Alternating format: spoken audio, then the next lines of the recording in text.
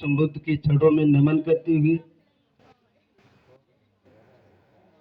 पूज्य हमारे B.R. अम्बेडकर बाबा साहब जी को चरणों में सत सत नमन करते हुए और हमारे प्रधान जी राहुल जी और भी हमारे साथी और नौजवान साथी, पिता समान बुजुर्गों, माताओं एवं बहनों, छोटे छोटे बच्चों, सभी से मेरा जय भीम, नमो बुद्धाय। सभी लोग बोलेंगे जय भीम, जय भीम, जय भीम, नमो बुद्धाय, नमो बुद्धाय, नमो बुद्धाय। देखिए, सबसे बड़ी बात हम आप लोगों को बता दें, भगवान बुद्ध का संदेश बाबा साहब ने लिया और क्यों लिया, किस लिए लिया, ये हम आप लोगों को अवगत कराएंगे। जय भीम, भीम को हम इनको भीम क्यों कहने लगे और जय और पराजय की बात क्यों आ जाती है। देखिए, जिसकी पराजय होती है उसी की जय होती है। लोग कहते हैं जो जीता वही सिकंदर, लेकिन मैं कहता हूं जो हारा वही सिकंदर। और जो जीता वो सम्राट अशोक, चंद्रगुप्त मौर्य, जिन्होंने सम्राट अशोक ने ऐसा नहीं विश्व में शासन करने वाला सूर्यास्त से सूर्य उदय तक शासन किया हो, वो भी शूद्र, उन्हें भी शूद्र कहा जाता था। हम लोग शूद्र क्यों कहलाए गए, इसका भी मतलब है। शूद्र इसलिए कहलाए गए कि हम शिक्षा से वंचित रहे, और शिक्षा से वंचित किसने रखा आप लोग जानते होंगे। अभी भी जैसे अभी बात कर दी जाए कि भाई शादी, हमारे शाक्य लोगों में भी ऐसा चलता है, कोई लोग कहते, कोई पार्टी ऐसी फंस जाती, कहते हम शाक्य कहने लगता है मैं बौद्ध धर्म से शादी नहीं करूंगा, मैं तो ब्राह्मणों से करूंगा। मनु व्यवस्था, मनु जानते हैं आप लोग, जाति किसने बनाई, जाति मनु ने बनाई। मनु एक कौम का ब्राह्मण था, उसने इस जाति को बनाया। जितने भी इतिहास जो मतलब जो है, जो कहना चाहिए, जो ग्रंथ रचे हैं, किसने बनाए, ब्राह्मणों ने। अभी भी चल रहा है, जिसे स्वामी प्रसाद मौर्य ने कह दिया था कि रामायण में जो लिखा गया, तुलसी दुबे ने लिखा था कि ढोल गमार शूद्र पशु नारी सकल तावना के अधिकारी, लिखा है। आप लोगों ने देखा होगा मोबाइलों के अंदर, ये बताया जब उन्होंने ये कह दिया, इसे उजागर कर दिया, तो आग बबूला हो गया, ब्राह्मण समाज आग बबूला हो गया कि ये कहा तो क्या कहा, क्योंकि हमारी पोल को खोल दिया। और यही कारण रहा कि जो शिक्षा से अगर वंचित रहेंगे तो हम अच्छी और बुरी बात को नहीं समझ पाएंगे। इसीलिए हम लोगों को शिक्षा से वंचित रखा गया, हमारे अधिकार को छीना गया। ये ढोल गमार शूद्र पशु नारी सकल ताड़ना के अधिकारी क्यों? ढोल को बताते हैं जितना मारो पीटो उतना ही सही बजेगा, गमार को मारिए पीटिए सही रहेगा, शूद्र को मारिए पीटिए सही रहेगा, नारी को भी मारिए और ताड़िए तब बिल्कुल सही रहेगी, ऐसा कहा गया। अब बताइए, जिस रामायण में ऐसा लिखा हो उस रामायण को आप क्या करेंगे, गले लगाएंगे या अलग डाल देंगे? आज से शपथ ले लो इस बात की, जो हमारा शोषण करती हो, जो हमारा अपमान करती हो, और हम उसी का अध्ययन करें, ये अच्छी बात नहीं है। हमें उस चीज को भूल जाना चाहिए जो मार्ग हमारे लिए खंडर है, हमें मालूम है इसमें हम गिर पड़ेंगे, तो हमें उस मार्ग को ही छोड़ देना चाहिए। बाबा साहब B.R. अम्बेडकर जिस समय बहुत परिस्थिति में, अभी हमारे राहुल जी ने बताया था, बहुत परिस्थिति में उन्होंने शिक्षा को ग्रहण किया, पढ़ने का अधिकार नहीं था। जिस समय एडमिशन कराने उनके पिताजी रामजी राव गए थे, तो टीचर ने मना कर दिया था, ब्राह्मण जाति का टीचर था, कहने लगा अरे शूद्र तू भी पढ़ेगा, तू अपने बच्चों को पढ़ाएगा, अरे चला जा यहाँ से, लेकिन ज्यादा कहने पर घर पर आकर रोने लगे, कहने लगे अपनी पत्नी से, क्या बताऊं मेरे बेटा का कहीं एडमिशन नहीं होगा। आज उनकी माता भीमाबाई वो भी रोने लगी, कहने लगी स्वामी कुछ भी करो लेकिन मेरे बच्चे को शिक्षित जरूर करिए, स्कूल में भेजिए। आज दोबारा फिर जाते हैं, कहते हैं कि मेरा किसी न किसी तरीके से एडमिशन कर लो। ज्यादा कहने पर उसने एडमिशन तो कर लिया, लेकिन तय कर लिया कि मैं इस कमीने को पढ़ने नहीं दूंगा। बाबा साहब B.R. अम्बेडकर जब पढ़ने जाते थे तो जहां पर बच्चे जूते चप्पल उतारते थे उसी जगह पर उनको बैठाला जाता था, कमरे से बाहर। इस परिस्थिति में उन्होंने पढ़ा और कभी भी किसी टीचर ने उनको टॉर्चर नहीं किया कि पढ़ोगे या नहीं पढ़ोगे, उससे कोई लाभ उन्हें मतलब नहीं था। ना ही पढ़ना एक सबसे बड़ा सपना उनका लोगों का था कि ये न पढ़ पाए, लेकिन बाबा साहब अपने स्वयं ही पढ़ते रहे। इतनी दूरी पर होते थे कि ब्लैक बोर्ड पर भी जो लिखा जाता था उसे भी दिखाई नहीं देता था। लेकिन बाबा साहब इतने महान हुए कि उन्होंने फिर भी अपनी शिक्षा को प्राप्त करने के लिए सब कुछ किया, रात दिन पढ़ते थे। एक दिन की बात है, जिसे जेम्स वाट कहते हैं, कोई अधिकारी होता है जेम्स वाट, अधिकारी आने के लिए था। टीचरों ने कह दिया कि सभी बच्चे कल ये प्रश्न करके लाएंगे, इसका उत्तर मांगेंगे। सभी लाए, लेकिन बाबा साहब से कुछ नहीं कहा। तो बाबा साहब स्वयं अपने पढ़ते रहे। दूसरे दिन जब पढ़ने के लिए आए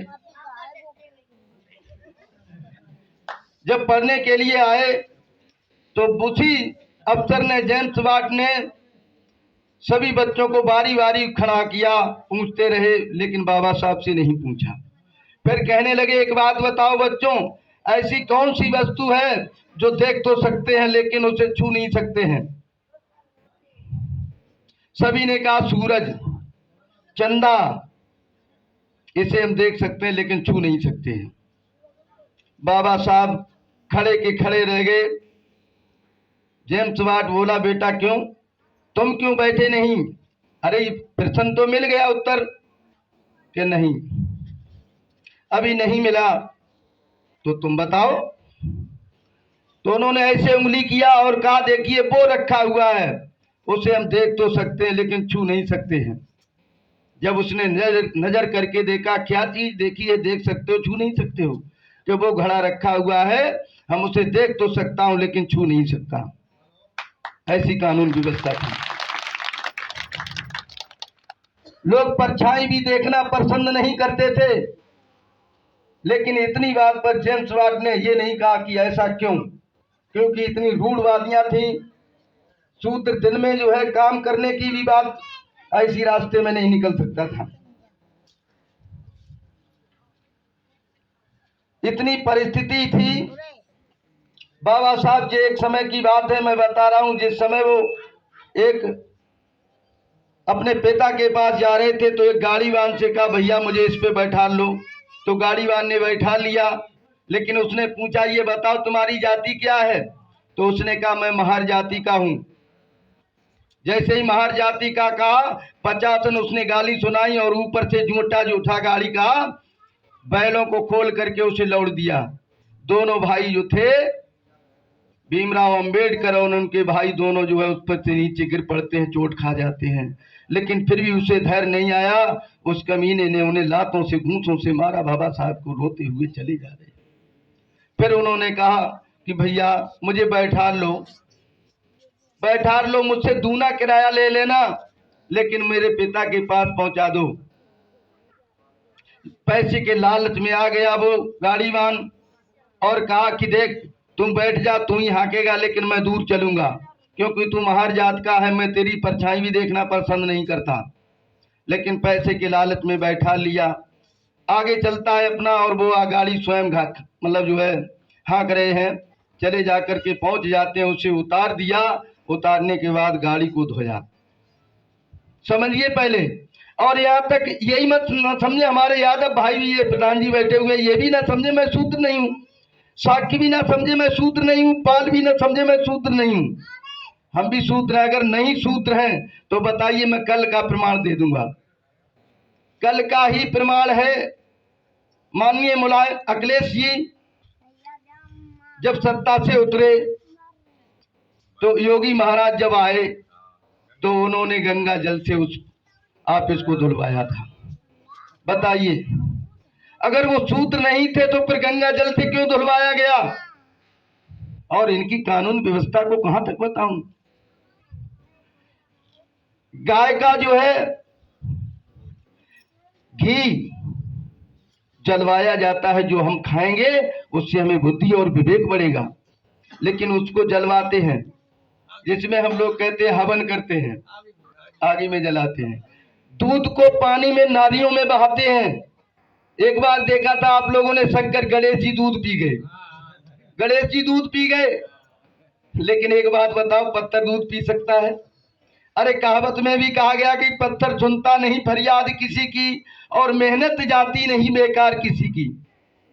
पत्थर कभी किसी की फरियाद को नहीं सुन सकता है। हम आप लोगों को बता दें, मैं आगरा में गया तो मैंने देखा वहां पर एक मूर्तिकार मूर्ति बना रहा था। मैंने उससे पूछा, भैया तुम क्या बना रहे हो? पत्थर को छटाई कर रहा था, सिर बन गया था ऊपर, हाथ की छटाई कर रहा था। मैंने कहा भैया तुम क्या बना रहे हो? बोले मैं भगवान को बना रहा हूं। मैंने कहा भगवान को बना रहे हो? अरे यार, मैंने सुना है संसार को भगवान ने बनाया, लेकिन तुम कहते हो मैं भगवान को बना रहा हूं। वो कहने लगा, हाँ ये सत्य बात है, मैं ही भगवान को बनाता हूं, और भगवान का घर भी मैं भी बनाता हूं। मंदिर बनाया जाता है, कौन बनाता है? जिसे एसटी और शूद्र कहा जाता है वही बनाता है। मूर्तियां जितनी भी बनाते हैं वो शूद्र बनाते हैं। क्या वो भगवान अछूत नहीं हुआ? क्या उनका घर जो मंदिर बना हुआ है वो अछूत नहीं हुआ? दूध को फैलाया जाता है, घी को जलाया जाता है, लेकिन मूत्र को पिवाया जाता है।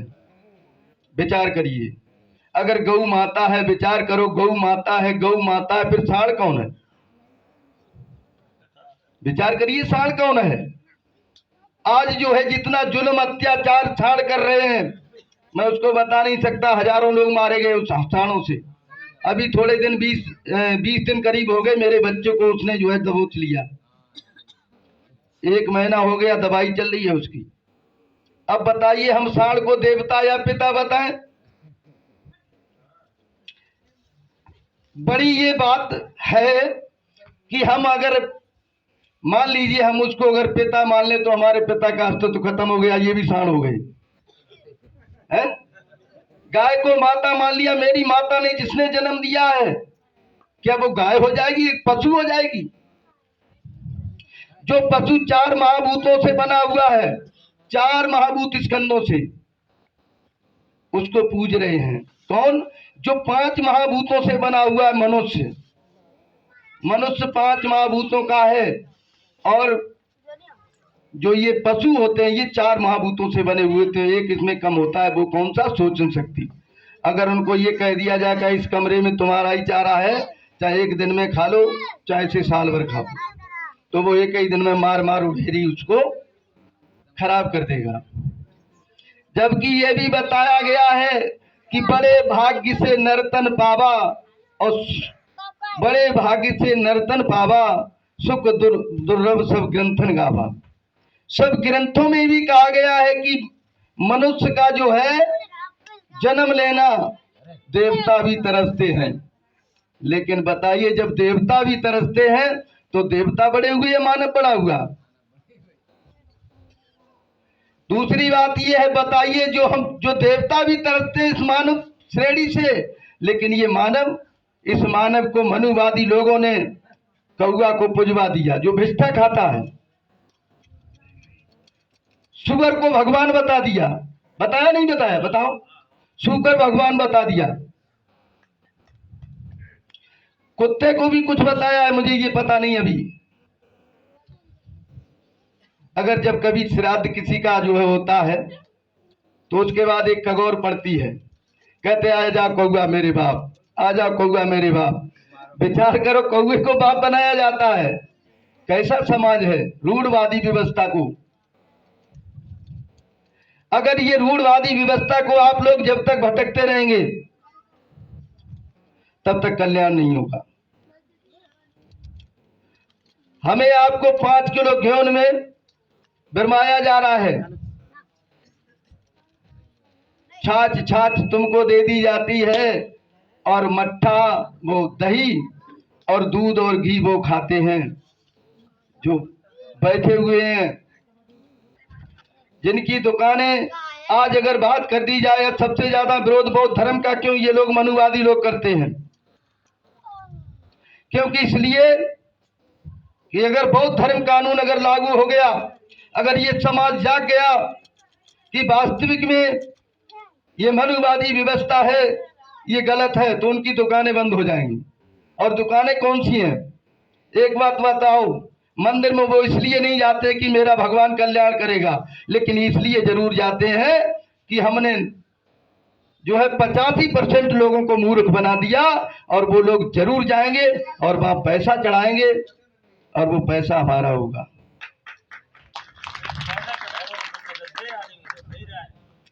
हमारी माताएं बहनें व्रत रहती हैं, फल लेकर के जाएंगी मंदिर में। अगर बच्चे ने अगर फल मांग दिया तो उसके तार से झापड़ मार देंगी, चल चुप बैठ, हम ठाकुर जी के ले जाते। अब समझिए, विचार करिए, अपने बच्चे को तुमने फल नहीं दिया और वो मंदिर में जाकर के चढ़ा दिया, जो पंडा पुजारी है वो उसको खाते हैं, उनके बच्चे खाते हैं, तो बताइए पौष्टिक आहार भोजन जब वो खाएंगे तो बुद्धि ज्ञान उनके अंदर होगा या हमारे आपके बच्चों के अंदर होगा? अगर ये दुकानें नहीं तो विचार करना, बौद्ध धर्म वाले बुरे तो बहुत बताए जाते हैं कि बहुत ही गलत हैं, लेकिन मुझे एक बात बताओ, जो लोग इस बात को कहते हैं भगवान तुम्हारा बहुत बड़ा साक्षी है, तो एक बात बताओ, तुम तो राम राम करते हो, लेकिन वो राम राम क्यों नहीं करते हैं? वो आप उसमें चरण छुए करेंगे, क्योंकि जिससे तुम भी करो तुम्हारे बच्चे भी करें उनसे। अगर राम राम कर दिया तो आग लग जाएगी, नहीं करेंगे, क्योंकि उन्हें मालूम है राम का अर्थ है राम आने रास्ता, मां माने मानना। उन्होंने कहा था कि मैं बताऊं उसे मानो और उसी पर चलोगे, अगर उस पर नहीं चलोगे तो तुम्हें सूली पर चढ़वा दूंगा। यहाँ के मूल निवासी जितने भी देवता, जितने भी भगवान हुए, उनको इन्होंने राक्षस घोषित कर दिया। हिरण्याकश्यप बहुत बड़ा महान था, वो क्या चीज रोकता था तुम्हें नहीं मालूम, मैं बता रहा हूं। वो अश्वमेध यज्ञ और पशुमेध यज्ञों को रोकता था कि अश्वमेध यज्ञ मत करो, अब पशुओं को बलिदान मत करो, इन्हें काटो मत, इन्हें यज्ञों में मत मारो पशुओं को, तो उसे राक्षस घोषित कर दिया, जो रक्षक था, पशुओं का रक्षक था। रावण को क्यों राक्षस घोषित किया? कि रावण वास्तव में पक्का कट्टरवादी बौद्धिस्ट था। वो ये कहता था नर में यज्ञ और पशु में यज्ञ होते थे, उनको वो रोकता था, उसको भी राक्षस घोषित कर दिया। हिरण्याकश्यप शूद्र समाज का था, कश्यप समाज का था, इसलिए उसे शूद्र घोषित कर दिया। हम लोग आप लोगों को बता दें, एक बात बताइए, श्री कृष्ण भगवान 16 कला के अवतारी होते हुए भी रामायण में लिख दिया गया कि भगवान कृष्ण का भी कल्याण नहीं हो सकता था जब तक वो ब्राह्मण के पैर नहीं धोएगा। विचार करो, ये प्रेरणा क्यों चलाई गई? जब श्री कृष्ण भगवान ने जब पैर धोए तब उनका कल्याण हुआ, तो तुम्हारा भी कल्याण जब ही होगा जब तुम उनके पैर धोगे। लेकिन ऐसा नहीं। मैंने एक शास्त्री जी से कहा था, जो दहलिया के शास्त्री जी हैं प्रमोद जी, मैंने उनसे कहा था, मैंने शास्त्री जी आप इस चीज को अगर थोड़ा छोड़ दिया जाए तो क्या कि पैर धोना।